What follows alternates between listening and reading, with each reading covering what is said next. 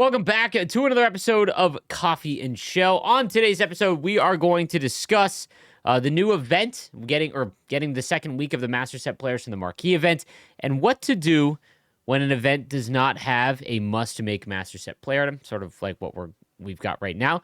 Again, we got to talk about a little bit about fantasy because I'm just getting hammered by questions now that we have found out that we are not getting more collectibles, so we are stuck with our 32 amount. And then the new event with the face-off, there was a preview for the NHL face-off series that just came out on Amazon. We're getting a face-off style event, or maybe it's just a promo on October 7th, so it'd be dropping with the on Tuesday. So it might be a Chel week type situation, like what we got at the initial launch. That wouldn't surprise me because Chel weeks are supposed to happen with like big moments of the year. I would assume that like the start of the NHL season would be enough of a big moment in the season to get a Chel week. So maybe that's the case, but what to do because the Master Set players are 86 overall. So we should discuss, what happens when everything goes up +1. So let's start first with new MSPs. So I'm gonna do a marquee event ranking, but this is the first event in which there is a clear. There isn't a number one. Last event we had Pasternak simply because of the line combination potential, right? Like we had the ability to go on a line with Sakic and Naslund or Pettersson, get a +2 overall. Now you've got one of the best lines in the game. And this event just simply doesn't have that. Ekblad can go up +2, but that would eliminate your ability to pair him with a Predator, and that eliminates the Coffee. If you don't have Paul Coffey, that would be an interesting make, I guess, because it would allow you to get the big +2, and I think that he's interesting at +2 overall. So here's what I'm doing. I have to make an MSP from this event. That's part of my No Money Spent series. What I'm doing now is there is a extreme lack of line combos, and we know that we're getting a full fresh list when the new season ticks over. That's in like 50 days. But what I'm going to do is when there is an event that has no Master Set player that really fits my team or is a part of a line combo, I'm going through and seeing what would this player look like if he was +2 overall. And that's how I'm deeming what I'm going to do. Because when Season 2 ticks over, these Master Set player items, we've seen it already. If a new line combo comes out, for example, and a Columbus Blue Jacket gets a +2 overall, Marchenko becomes one of the better cards available. So that's how I'm handling it. Jack Hughes with a +2 overall is probably the best if he gets a +2 overall because he gets the highest skating. His shot always feels a little bit different. He's very shifty. Elite edges is very good ability. So it'll probably be Jack Hughes that I make. If they get a +2 to a New Jersey Devil or a American, for example, then that would really elevate him. All of the other ones just don't excite me at all. There's some other line combo options, like with Michkov. You can throw him on a line with like Fedorov and an Islander, and you've got +5 AP. 5 AP is great, but that's more of something that I want to focus on my fourth line because I can get up to like +9 and even +11 on my fourth line with AP. So just not a massive bonus there. Same with on defense. There's cards that I would rather chase if you're trying to build like an optimal team. But that's how I'm handling it. I think that when there's an event with no Master Set player item, I still think that it is good to do all of the objectives and things like that, and you can make one for free. A lot of people have asked, do I just save all of my 82s and my 81s from the event? I think it's still pretty safe to make a Master Set player item from the event because what'll happen is, this is going to tie into the new event being an 86 overall, things go up by +1 or +2. So if it's 78 to 79 required to make an 80 overall, I could definitely see that now that it's 86, that 80 overall is the barrier for entry. You cash in 3 of those and you get an 83. You take those 3 83s, and you can put them in to make like an 85, and that's how you cash in. Like it goes up by +1 as it goes along. So we know that 86s are coming +1 every month. So there is a chance that things go up by +1 and you could just save everything. But I think that having a Master Set player item, it's never a bad thing because the second they release a line combo that fits those cards, they just skyrocket in terms of like usefulness. And there's going to come a time, and I think it's already happening, where there is just an extreme lack of line combinations, and I think EA is going to be forced to add more because we've kind of actually had the chemistry system should make teams the most different they've ever been, But what's happened is they've actually made them even more similar because there is a clear advantage or like meta, I guess, of specific +2 overall boosts or plus AP boost, things like that. And people are trying to figure that out. And what's happened is if the cards don't replace the cards that go into those line combos. So Naslund, Sakic, Pasternak was the go-to line a couple weeks ago. Pedersen comes out, and Pedersen is a clear upgrade over Naslund. I actually think after using Pedersen, I think he is an upgrade, even with Naslund's quick release ability. There's just not, like, I think Pedersen just plays really well in this current game. So the issue there is that once you have the best cards for those lines, the salary cap becomes an issue. So if you have a great squad like I do, or you've been grinding, you maybe spent some money and you have very similar like meta lines, then Zhidlicki came out for the Hut Champs event, or the Hut Champs rewards, right?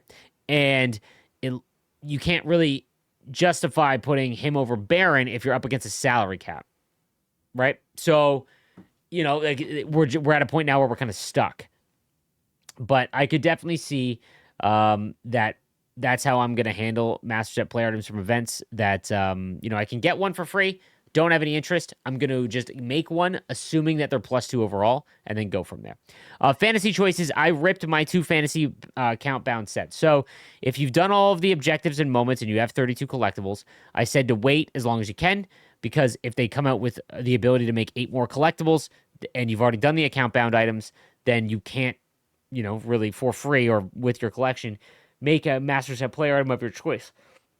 They're not doing that, and they didn't last year. So, I think that it was more of, hey, do a make right because the sets are ridiculous. But I did the 2 account ban. I would 100% recommend doing the Metro, and then after the Metro, I would do an Atlantic. I got a lot of questions of if I got a Metro, if I did the Metro and I got like Barzal or I got someone maybe you didn't really want. Barzal would be a bad example because I got Barzal and I'm ecstatic. But let's say you got Letang, okay? Don't risk it again.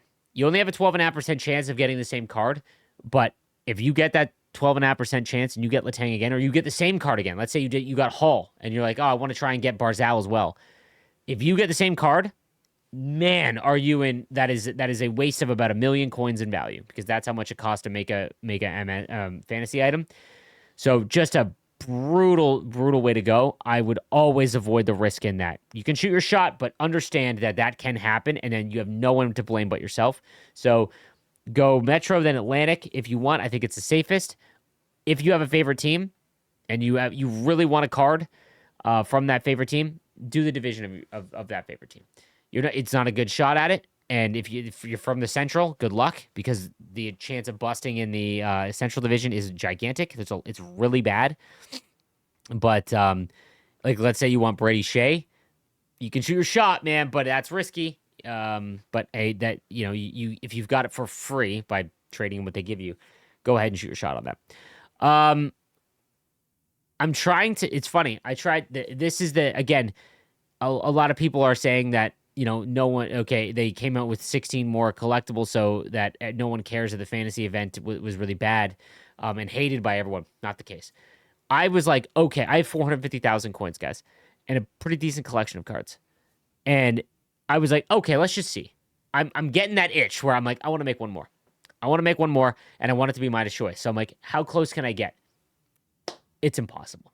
I am going to have to sell McDavid and McKinnon, which is two of my first line, to get Taylor Hall or whoever I want from the fantasy event. And it's just, like, I cannot justify that. It's ridiculous. Absolutely absurd.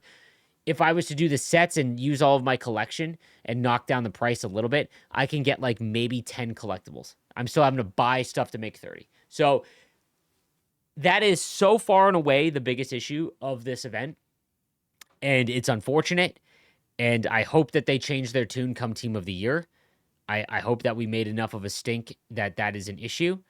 I don't think that giving out the 16 other collectibles is enough for that. I appreciate the 2 account bound because that's what happened last year, and I'm all with you. I still don't understand why they did not put it in the store. Like it from a business standpoint, guys. Like the I would rather an account bound pack in the store for 400K. I think it was 600 last year, so let's call it 400. Let's say they even gouge just a little bit, even though coins are so much harder to come by. I would rather that than anything else that they've got, and I would probably do it if they did it by division. And I don't know why they haven't done that. It makes absolutely no sense. They would print money. So sure, that those two things, not having an account bound pack in the store that is somewhat justifiable in cost. Like I said, last year it was 600,000 coins, which was still a lot, but I did one because like it is on the verge of like, okay, yeah, let's do it because these cards are awesome and it's just a fun event. I don't know why they haven't done that, and I don't know why the sets were so egregious. I hope they fix that for the big event like Team of the Year. Champs Rewards, I got a lot of questions about Champs Rewards, and I apologize. I didn't show the graphic on the screen. And I need to do that. So I'm going to show you guys here. Screenshot this, okay? So pull this up. This is the rewards that EA sent us, but it doesn't seem to be anywhere officially. These are what is in the packs. So go ahead and screenshot this to save it for the future release. Your Champs collectibles look like they will roll over. So if you only got enough for a premium pack, anything below the super pack, guys, I would not do, because you're only guaranteed you're guaranteed 80 overalls. It's not 80 overall and above. Anything above, in my opinion, is what I would recommend because you get an additional 75 and above item. And I did the mega pack, and I don't know the odds on the above it, but I didn't pull a 77. I got a 281s, an 82, and I don't remember what the other one was. I think it was a 79. So that's what I'd recommend. I would do your best pack. I would only do the choice pack of players if it's a favorite player of yours, or it directly will go in your lineup. So a lot of people ask me, would you make Zhelicki for do out of this set if you had Justin Barron? No, because Justin Barron is way cheaper and very similar. So outside of that, like they don't really fit into it. Like Daze fits into the Chicago Blackhawk and Finn line, but I'd rather have Teravainen. Like there's just cheaper options. That's it. If you have a stacked team, you're up against it. These cards are not a big of an upgrade over what some of the cheaper options are. So I would do the best pack available. Premium and below, I would not do. So if you got enough to just make these, I would save your collectibles for next week so that you can go and get something here. So that is what I would recommend. All right. So that being said, let's get into today's questions from yesterday's video. And we'll start first with Surf and Turf. He says, the amount of trash players who always do the same thing and nothing more than skating down the boards in a straight line with their loaded team and take bad angle shots, but it's just going in, is insane. Even in perfect position defensively, my players who are 3 to 4 overall less cannot do anything. I'm on a streak of allowing less than 10 shots a game, and they still score 5-6 goals. I feel like it's pay to win more than ever. Garbage players with zero skill are gonna win games because they spend money. It's probably time to go back to versus, because if you're overall not the same range, you're done. This applies to like every online Ultimate Team game. Okay. And it's unfortunate, right? But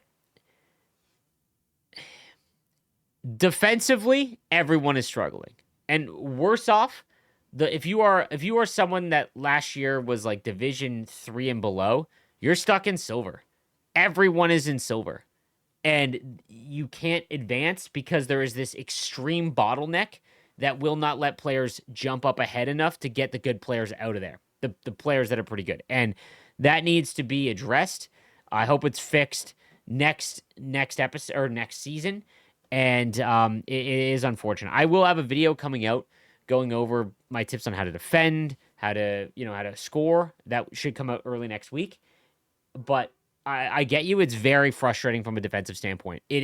If you want to win games, okay, you are going to have to park is a funny way to describe it.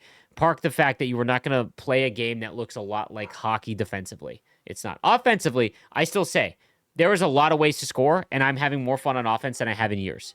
And I'm not just talking about doing glitches or anything like that. Like the fact that you can snipe corners is very fun to me. And this is an experience that a lot of people have. I will say, though, spending money does not mean that you are automatically going to win. I think that you need to allocate the less resources you have into maybe some better players specifically, because you can artificial the event Duclair with like 90 speed, right? The best way to like that is an example of a card that is more valuable than his overall indicates, right? You need to utilize that a little bit more. Coolin says, hey, I just wanted to say thanks for the tip on defense. I'll try that out. I also wanted to mention I got into Silver 2. My opponent disconnected twice. And I had a sweaty game, but I got into Silver 2. I tried Champs, and I got pummeled. 11-5, 7-2, 5-0. Tried one more today, and I got a 5-3 win. We'll try your tip next game and see how I do. I also wanted to mention the game has trophies that are online only. For some trophy hunters, they may be disappointed since they need to play a game in Champs, and maybe an offline Andy can't do that. That wants to platinum the game. Anyways, thanks again. Appreciate you and your content a lot. You've got an awesome community. Thank you again, my man. So a couple things to address here. I love that once you hit a certain point, you don't have to qualify for Champs. One of the more annoying things was later in the year, I didn't feel like playing Rivals, but I wanted to play some Champs because it was easier than Rivals. And you had to play your Rivals games to get in. Absolutely awful because you had to play something you didn't want to do, and you had to win, really, to get a shot in there. I love that once you hit Silver 2, you're in. The problem is there's no average players. So what happened last year in the first 2 weeks of Hut Champs, the players that are pretty mediocre in online skill of the game, they played enough. Like, so for a Division 4 player, you'd have to win like 20 games to get enough points to get into Hut Champs. But because there was no Hut Champs for the first 3 weeks, and it was just Rivals, you could get enough, and maybe even enough to go in twice, right? So the first Hut Champs, and maybe even the second Hut Champs, there was a lot of players that are less skilled, right? And it made Hut Champs a little bit easier for the high end guys. But even still, if you weren't very good, you could match up with players around your skill level. Silver 2 is like you have to have a pretty good understanding of the game. Like, you're not great. Like, I'm not saying that, oh my God, Silver 2 players are elite. I'm saying that you have to have an understanding of the game. And which means that Hut Champs is harder. But what's funny is that it's still far easier than ranked when you get into gold. Like, I'm in gold 4, and it is far more difficult now, or far more easier to play Champs, even in the current iteration, than it is to do gold 4.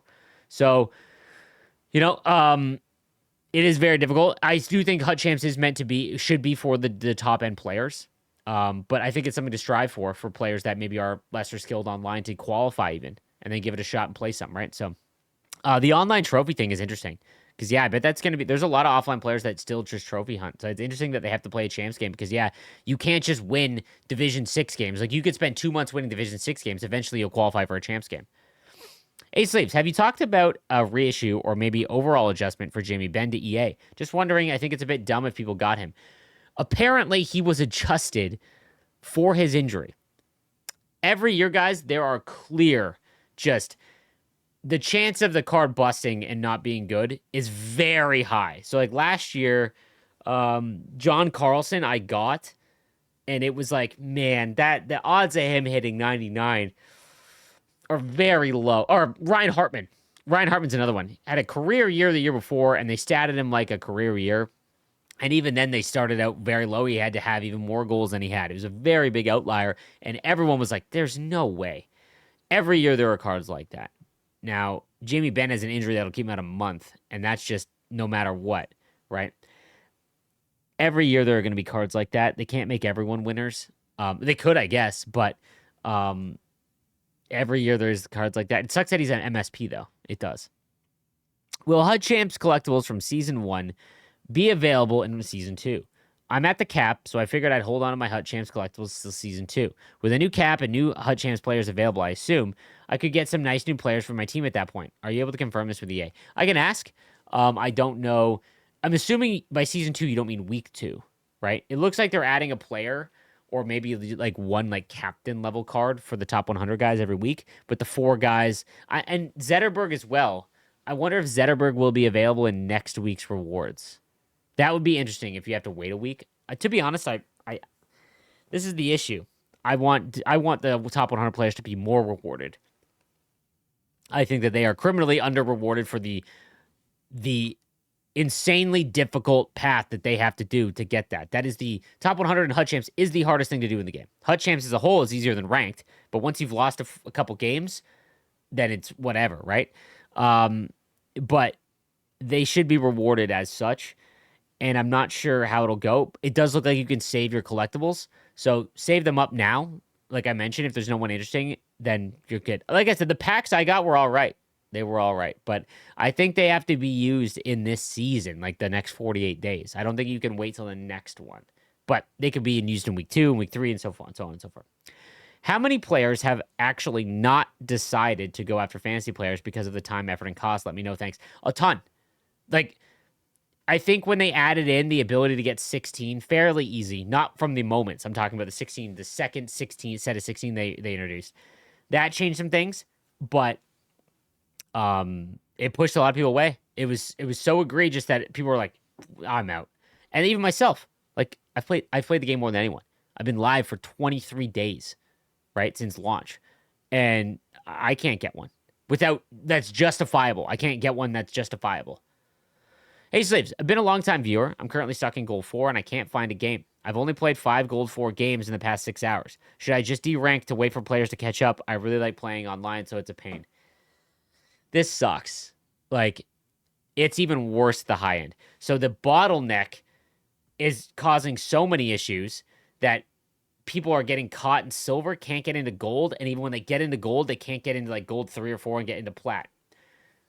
At the high end... if you know who Sap is, Sap Alien, he's one of the better players, and he's on West Coast. He's played the same dude 25 times. Like it is, and they're not doing it on purpose. They're the only ones searching because there is not enough players to get in there. A lot of the players in Diamond, they're stuck matching Diamond players, and because they can't relegate, they're just stuck there, and so getting up into higher is just impossible. It is a major issue that needs to be addressed, and I think that they're waiting to have a firm set of data to address this. And one of the biggest things I don't like is that they're testing these things and we just have to kind of live with it, even though it's like a live service game and they should have this tested without the consumer having to do it for them. This is an issue. Like matchmaking as a whole is a massive issue right now, not just at the high end, but at the bottom end as well. If you like playing online,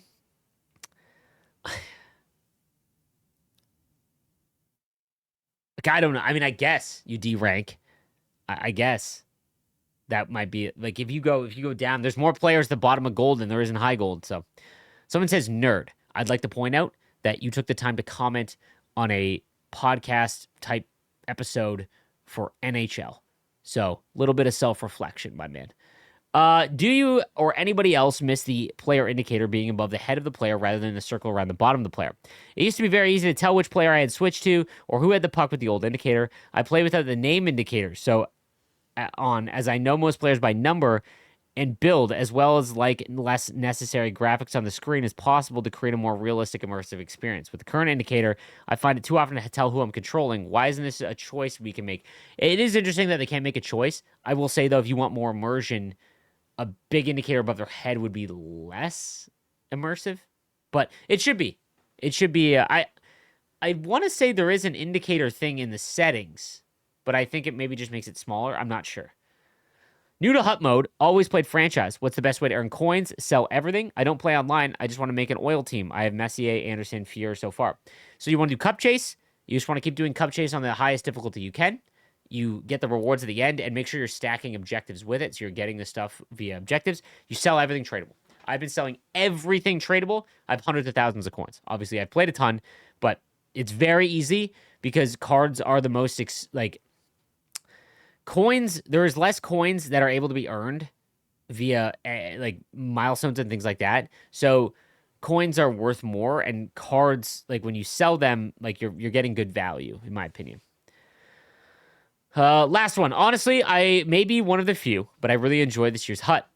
The team building keeps me thinking of ways to optimize my team as opposed to just getting the best players. Also, I really do like what you've preached with selling your collection. I sold quite a bit, and it's allowed me the freedom to go out and get the cards I can use for more for my team. I will say I get frustrated playing defense because I'm completely helpless, and I feel like I have to be like a 1990s team and fill my defense with giants who can hit. Yeah.